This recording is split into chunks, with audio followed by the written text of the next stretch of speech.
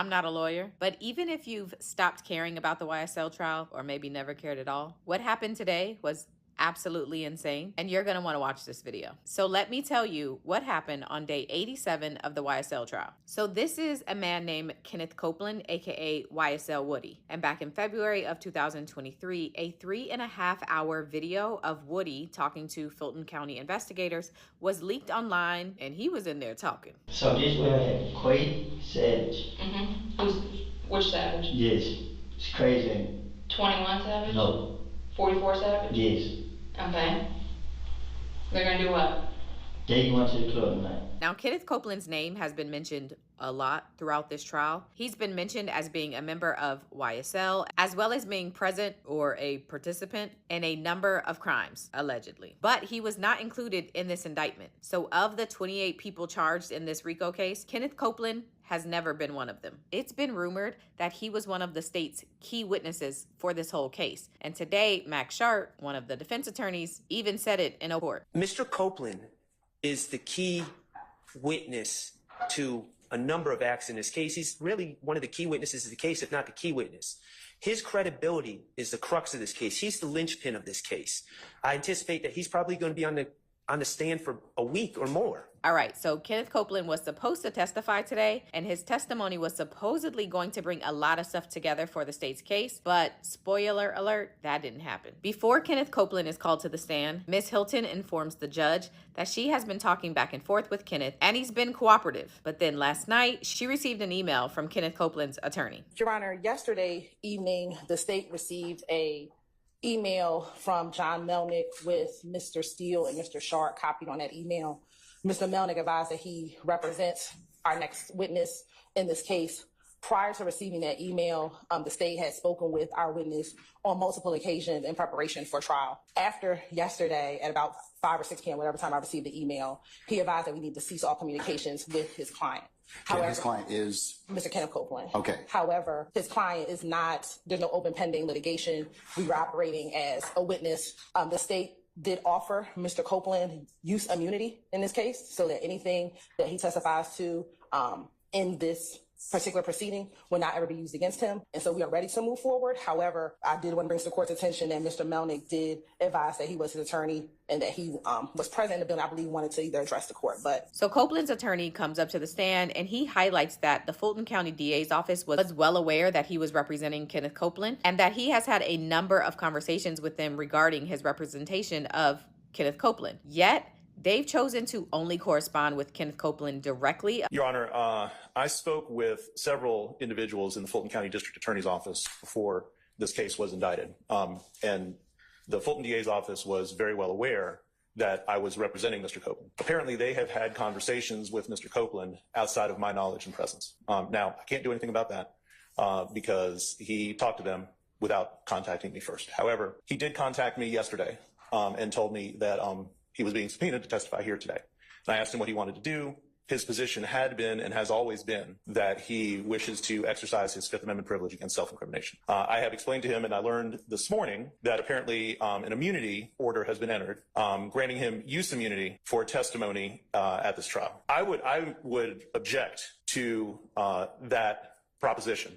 And the reason is this. I know very well that the District Attorney's Office knew about my involvement in this case from the inception of this case. I spoke with Don Geary in 2021 about this matter. And he asked me whether or not Mr. Copeland intended to cooperate with the state. And what he told me is that Mr. Copeland would probably either be a witness or potentially a defendant in this case. I spoke with Mr. Copeland. We had numerous conversations. And Mr. Copeland has steadfastly said that he intends to exercise his Fifth Amendment privilege. I have also participated in a conference call regarding a bond for Mr. Copeland when he was when he had an indictment in Judge Whitaker's division. Present in that conference call was myself, Adrienne Love, Adam Abadi, Abby Potter, and Judge Whitaker. And we very specifically discussed the state's concerns about Mr. Copeland getting a bond in that case, given that the state wanted to utilize him as a witness in this YSL case. So, Your Honor, Mr. Copeland is here. I can state as his attorney that he intends to exercise his Fifth Amendment privilege against self-incrimination. He does not wish to testify in this trial.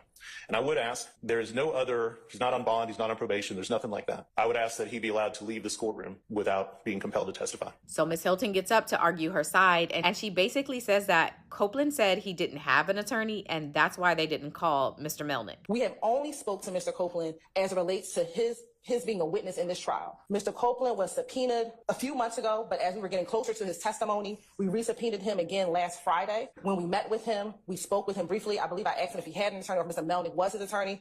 I believe my understanding from Mr. Copeland was that he hadn't spoke to him or that he wasn't his attorney. At that point, we continued to engage in conversation. Mr. Copeland engaged with us. We did not meet on Monday. On Tuesday, we thought that he was going to get called. He came down here. We spoke.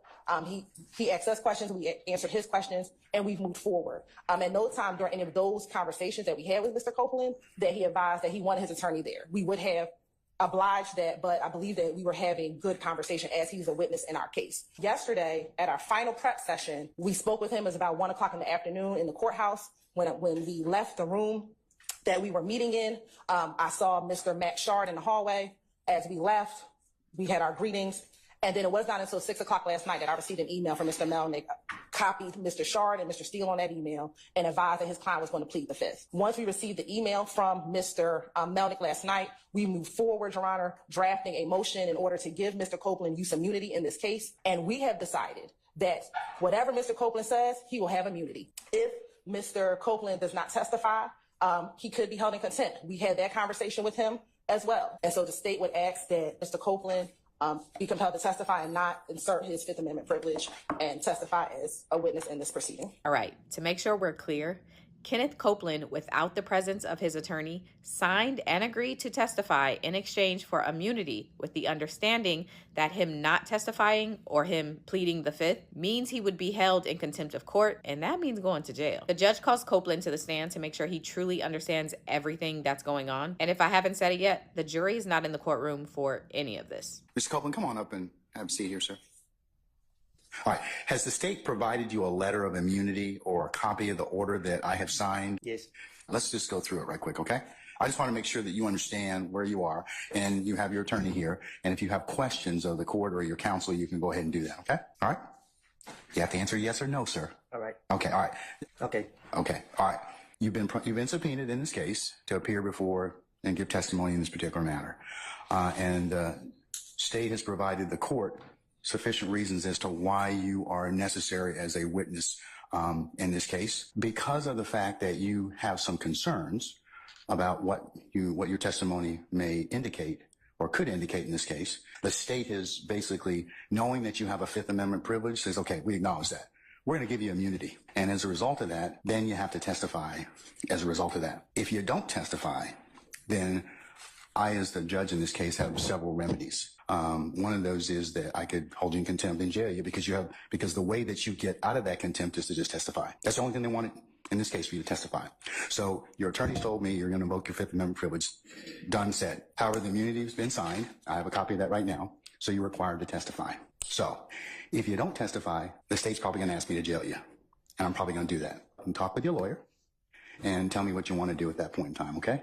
Do you need any more time to talk, Mr. Copeland? Okay. What is your desire at this time? I'm taking the Fifth. Okay, you're taking the Fifth, but you got immunity, but you still want to, are you going to testify? That's the thing. That's the question. Yeah, but the state don't know what they're talking about.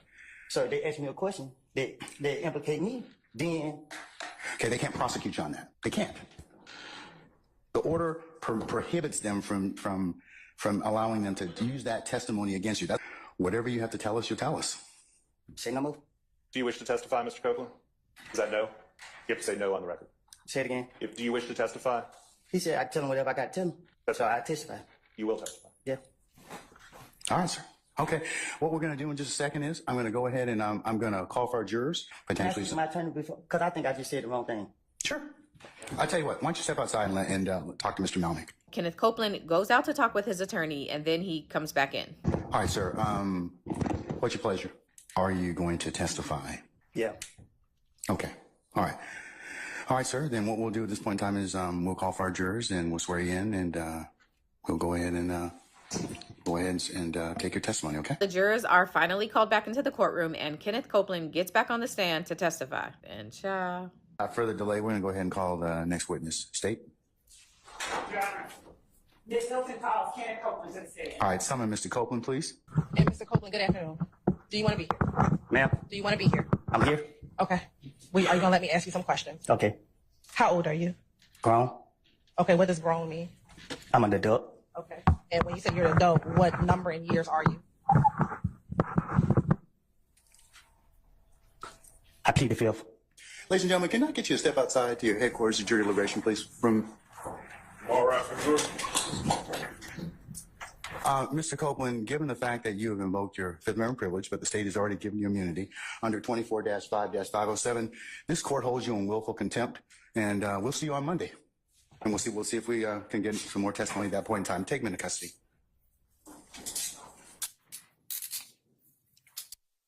Did you hear the cuffs? State, do you have any other witnesses you plan on calling this afternoon? No, Your Honor. Okay. What I'm going to do is I'll call our jury and tell them that you're gonna be in recess for the weekend, and we'll come back on Monday. Your Honor, the jury is excused. Would you please entertain a motion for a mistrial? Mr. Steele, I'll entertain it right now. And what's the basis for your mistrial? We didn't know he was going to invoke. We didn't know what he was going to testify to, and I certainly didn't let him. He was only asked one question. So at this point in time, there's really, you can't knowingly let a witness invoke their Fifth Amendment privilege in front of a jury, but that didn't happen in this case. Last thing we heard from Mr. Copeland was he was going to testify. So everything you say, I'll adopt because I was about to say those words. Based upon information belief, I'd like to call witnesses from the prosecution. I was told, I do not have the personal information, but I was told that Mr. Copeland made that known to officers of the prosecution team prior to being called right now. But it's what I was told. The last thing the court knew, and he has counsel. If a party knows that a witness is going to invoke the Fifth Amendment in front of a jury, which poisons us, there's no doubt it prejudices Mr. Williams et al., all of them, because this trial's been going on now, I believe, 8 months in front of a jury, and they've heard Mr. Copeland's name however many times a court reporter says. Casey, that's what we've heard. No, so the jurors have heard Kenneth Copeland. And as well, okay. I opened on him that he's the killer. We cross-examined all these witnesses about Kenneth Copeland. The state talked about Kenneth Copeland. My point is, if this honorable court finds that the state knew or had reason to believe that he was going to do this in front of a jury, that his response was going to be, I'm invoking the Fifth Amendment, then, Your Honor, yes, I adopt what you said. That's wrong of a party, and I'm moving for mistrial. Okay. Okay. All right, sir. Thank you. Yes, Ms. Love. Your Honor, I'd just like to put some things on the record regarding Mr. Copeland. As we stated earlier, Mr. Copeland has... I don't want to interrupt you. Your Honor, I'm just telling the court I am not accepting the proffer. Your Honor, if I may... Okay, but counsel gets the proffer, Mr. Steele. I can accept that. So could you sit down at that time, sir? Sit down. Okay, thank you, sir. All right, Ms. Love, you can complete your proffer at this point. Your Honor, yes. Just to relate to the court the observations that members of our office have made throughout the course of this morning and throughout the time that we've been dealing with Mr. Copeland. Our cause for concern is Mr. Copeland's communication that he is going to us, that he is going to speak, that he is going to speak on the stand, that he is going to testify, and watching what happens when Mr. Copeland gets on the stand. Mr. Copeland did not want to have to be taken into custody. The court gave him the opportunity to have present in court with him someone who is supposed to be representing his best interests. What we have seen is communication, both verbal and nonverbal, between Mr. Copeland's supposed counsel and counsel for defendants. And a look as if I tried from Mr. Copeland's supposed counsel in the direction of counsel for the defendants after Mr. Melnick attempted to assert for Mr. Copeland. May I finish? Let her finish, Mr. Melnick. Please sit down and I'll let you start. Okay? All right. Thank you, sir. While Mr. Copeland is on the stand stating that he wants to testify, that he will testify rather. So we are watching, and Mr. Melnick, I believe it may even be captured on film. The court can look at it. Mr. Melnick turns to the direction of counsel for the defendants and motions like, that's it. Then, upon information and belief, as we are standing out waiting for the jury to come in, Mr. Copeland requests to speak with counsel for the state, but Mr. Melnick keeps walking in. Then, as Does he at any point in time tell you I'm not going to testify? I'm invoke the Fifth Amendment. No. As what happens, as Mr. Copeland requested to speak with the state, Mr. Melnick keeps going in, regardless of Mr. Copeland's request to speak with the state. And then we learn that Mr. Melnick tells Mr. Copeland they are going to hammer you. So Ms. Hilton comes back in and asks me, had I spoken with Mr. Melnick Had I told him that we are going to hammer Mr. Copeland, the state had not made any such communication with anybody. So what we are seeing, we believe, is tampering with witnesses, this particular witness on the part of people who are not the state. So we are concerned. I don't know that Mr. Copeland's interest is being represented when that interest may not be in alignment with the people that Mr. Melnick is communicating with on breaks. And after Mr. Copeland has communicated to this court, he will testify. The reason Ms. Hilton was not in here just now when the jury came out is that Mr. Copeland asked to speak with Ms. Hilton. But Mr. Melnick kept going back in there and going back in there and going back in there. And the reason that we have a problem with this is that Mr. Copeland is not facing any charges. For Mr. Melnick to suggest or say to him that we're going to hammer him, it causes us to call into question whose interest he's representing. As to this motion for a mistrial, we would argue that it's caused by actions on the part of people other than the state. So, Your Honor, I would ask that the court deny the motion for a mistrial. I won't deny the motion for mistrial, Mr. Steele, at this point in time. I'll note that you've made it.